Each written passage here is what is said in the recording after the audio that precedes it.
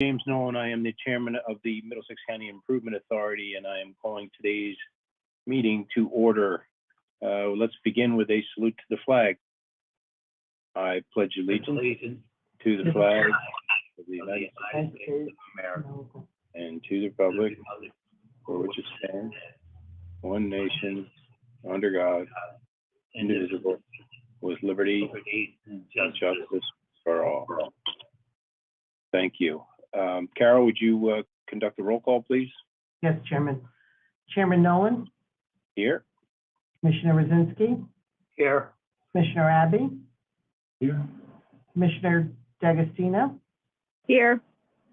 Also present, Chairman, is James Polos, the Executive Director of the MCIA, William Brennan, our MCIA CFO, and we were supposed to have bond counsel joining us, as well as someone from Phoenix Advisors. I don't see them at the moment on the call, but they may be joining us later with reference to those resolutions, the first two resolutions. We have a sunshine statement, Chairman? Yes, please. Okay. This meeting today conforms with Chapter 231, Public Law 1975, called the Open Public Meeting Act, and as per the requirements of the statute, notification of the meeting was published in the Star Ledger and Home News Tribune and filed with the Clerk of Middlesex County. Thank you.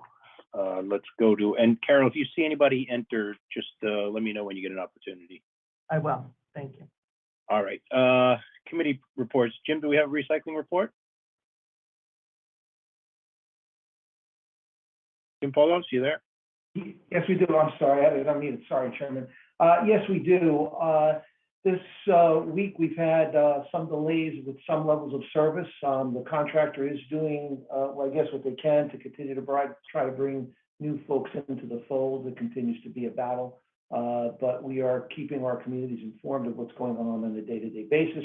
They are doing essentially the pickup the following day for the most part. However, there has been some ongoing issues. This is last week was a very good week. This week is a little bit more difficult so far. We're hoping the end of the week turns out to be a little bit better. Also, to update you on the train station, we are continuing to move forward. Our permit to enter was executed by all parties, except we're just awaiting a signature for Amtrak. We should have that within another week or so. But the process of engineering and planning and design continues to move forward at a good pace. Great. I see that we have no correspondence. Is that correct, Jim? We have the report in, Chairman, the update if you want on the development project. Sure. Did you want to comment on that? Did you want me to run through that, sir? Sure. Sure. Just to update everyone on the Cancer Institute, the structural steel is currently at the 7th level of the building, with some columns on the 8th level having been just placed. Floor decking has been completed as of the 6th level. The contractor started to pour concrete on the lower levels, progressing to the 3rd floor deck over the next few weeks. The parking garage, which the improvement authority is involved with, will be cast in place. Concrete is underway in the garage project. It will continue for the next few months. Installation of the precast panels for the garage is expected to commence by December. On the Valenti School, structural steel was completed in July. There was actually a celebration, the topping off ceremony at the school that I was able to participate in. They've made enormous progress. Metal roof decking is nearing completion, and carpenters have commenced the exterior framing. The project will be enclosed by the end of the year and completed by August 2023. Thank you, Chairman. Terrific. I see, and there's no other new business, correct, Jim? There's no other new business, correct. Thank you. Do you want me to mention about the resolutions at this point, sir? Sure. So there are two resolutions on for tonight relating to our annual capital equipment leasing program. As the board is aware, we've been doing this program successfully for over 20 years as an improvement authority. This is where the county improvement authority provides its bonding capability and is able to provide leasing opportunities to communities for all types of equipment, such as police cars, trash compactors. They can also do improvements to sewer lines, buildings. We have 6, I believe, or 7 participants this year, communities. Their participation ranges from as little as $45,000 for one community who wants one vehicle to as much as $5 million for a community that's doing not only vehicles and equipment, but also doing some improvements to buildings and some of their facilities. So those are the first two resolutions. I'm pleased to tell you that we made a presentation today to the State Local Finance Board about this program, and it received unanimous consent and unanimous support from the state to be able to proceed. Terrific, thank you. Carol, would you read the resolutions, please? Yes, Chairman, but before I do that, I just want to recognize that Christopher Langhart is also here. He was apparently having some trouble getting on and off the meeting, but he is here now. He is our bond counsel. I don't know if you want to recognize him to see if he has anything to add about the bond or the local fund. No, Carol.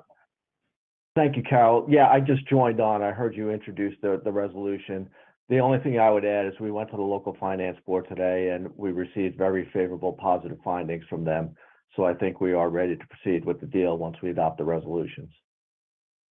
Terrific, thank you. All right, Carol, would you proceed? Sure.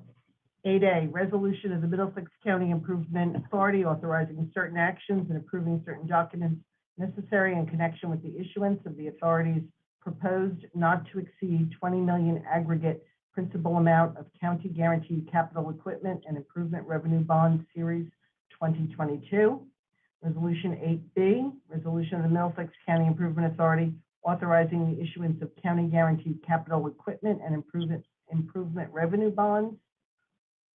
Resolution 8C of the Middlesex County Improvement Authority authorizing prepayment of reimbursable permit fees and environmental risk fees to Amtrak for the North Brunswick train station project.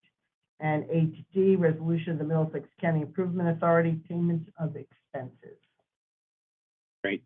Can I get a motion to approve the minutes of the meeting of July 13? Motion, Christine. Second, Tony Richards. Okay, all those in favor, aye. Aye. None opposed, that will pass. All right, so now we're going to go to public comments on resolutions only. This is only on resolutions. Do we have any public comments on the resolutions? Hi, Chairman. Yes, we have one. I'll allow them to talk. Okay, yes. Charlie, is that you? Yes, good evening, Please, Chairman.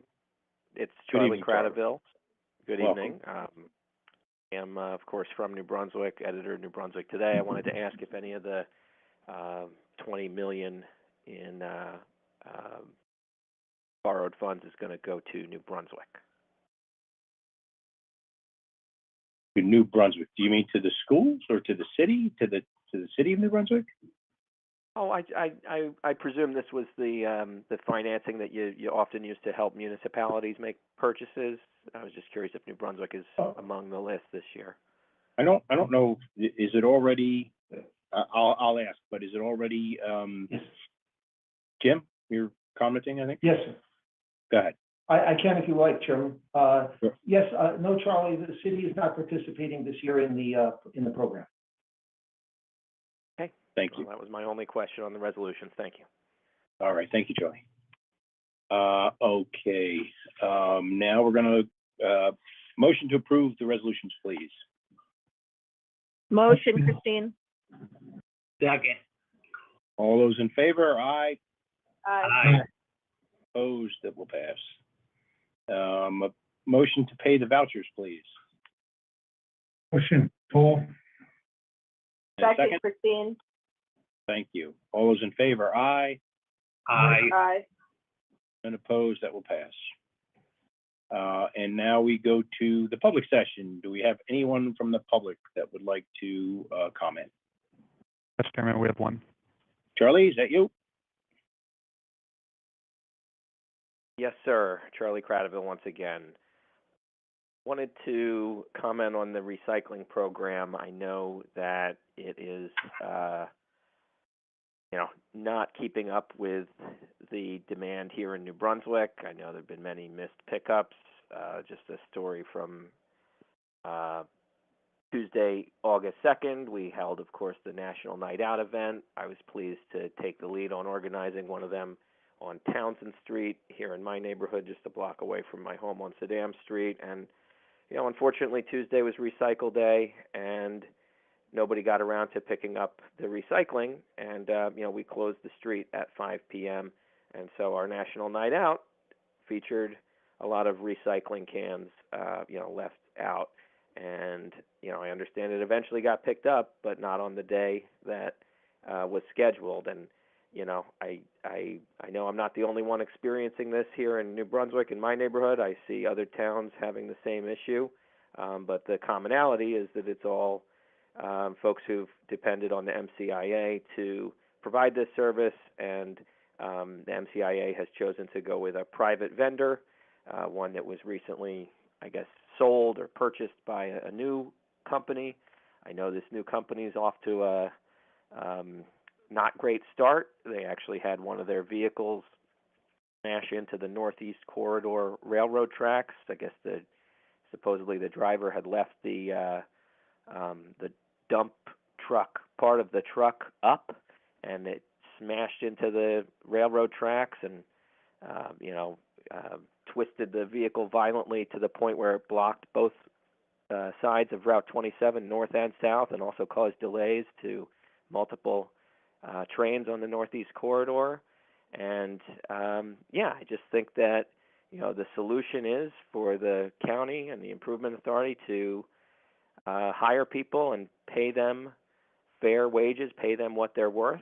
The reason that we're having so much trouble staffing up is because we've depended on a private contractor that is obviously not able to keep the necessary staffing levels to meet the contracts they have. I know that Mr. Polis has looked into other options to supplement their services, but I would strongly encourage the county to rethink the way that we're doing recycling here and transition to actually, paying people, putting people on the payroll and doing it ourselves, because when we depend on private companies that can be bought and sold on a whim without county input, and they can set their own, wage scale and decide how many people they want to hire and what policies they have for their staff without county input, we end up sometimes not getting the services we need, what we're